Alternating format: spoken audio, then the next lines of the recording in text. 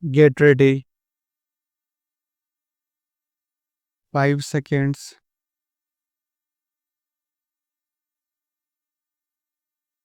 Coming to the internal affairs of the country, Madam Deputy Chairman, the policies of the Government of India for the last 15 years have been so manipulated that the rich people are becoming richer and the poorer sections of the people are becoming still poorer.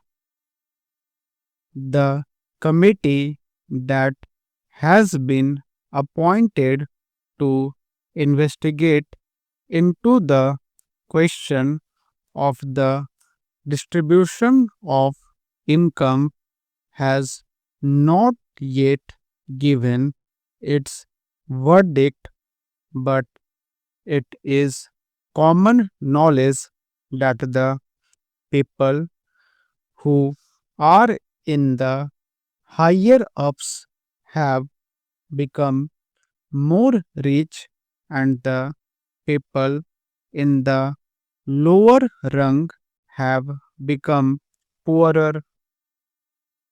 The prices of essential commodities that the peasants and the workers use have gone up so high that they are not within the reach of the mass of the people of the country.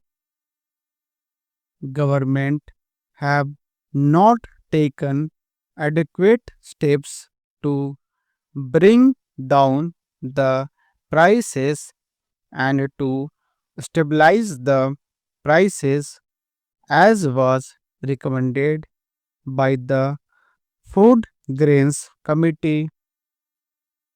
We are now in the third plan. While the plans are progressing, the number of unemployed in the country is increasing. This is a very anomalous position. It is the government alone that can explain why, in spite of the plans, the unemployment problem is becoming more and more acute, as was rightly pointed out yesterday by some speakers. Our agriculture has not been paid due attention that should have been paid to in a country where 80% of the people live on land. Some 3 or 4 years back, when Mr. Ajit Prasad Jain was the Food and Agriculture Minister, he was made to resign under sad circumstances as one who had proved not capable of solving the food problem in the country. A suggestion was thrown that the portfolio of agriculture should be handled by an important and senior member of the cabinet, and particularly in the states by the chief ministers of the states. But nothing of the sort has happened. whatever increase in food grains output we have obtained is not because of any increase in the yield per acre, but because of extensive cultivation.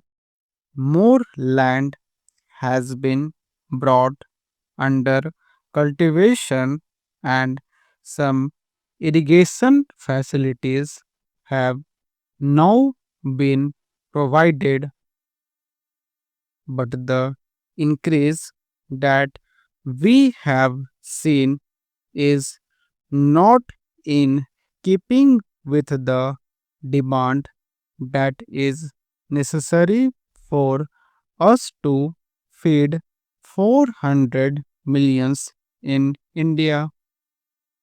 So, whatever industrial development we want, the basic factor is that our agricultural economy should be improved, so that all efforts should be made. More fertilizers should be used, and new methods of cultivation should be employed for growing more food crops and for growing other cash crops. In a review that was published by the Planning Commission itself, they have pointed out that there is acute shortage of power in more than 50% of the states in India. We have accepted a planned economy. We have completed two plans, and we are now in the third plan. I do not know why the Planning Commission or the planners concerned did not foresee this shortage of power in most of the states in India, and why they did not plan generation of more powers, so that people will not accuse the state governments or the planning commission that they did not work out the plans properly in order to have more industries and to have more food grains produced through lift irrigation. In most of the states in Andhra, in West Bengal, in Bihar, in Karnataka, there is power shortage. Whatever power is available now is being rationed.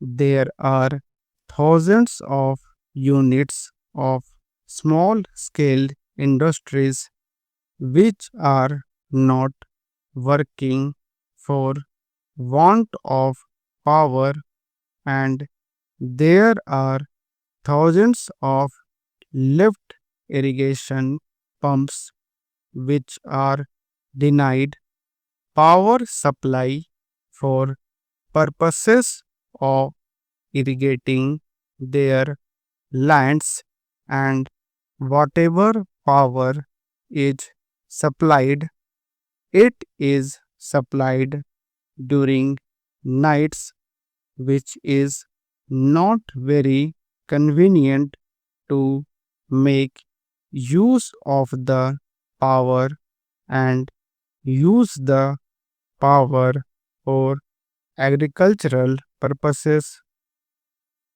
The finance minister, in the statement that he made in the Lok Sabha and which was placed before us, has stated that it was assessed that for the successful implementation of the plan, even after taking every possible measure for the development of our exports, which clearly must be given the highest priority, we would need external assistance of the order of rupees 2600 crores, and we have,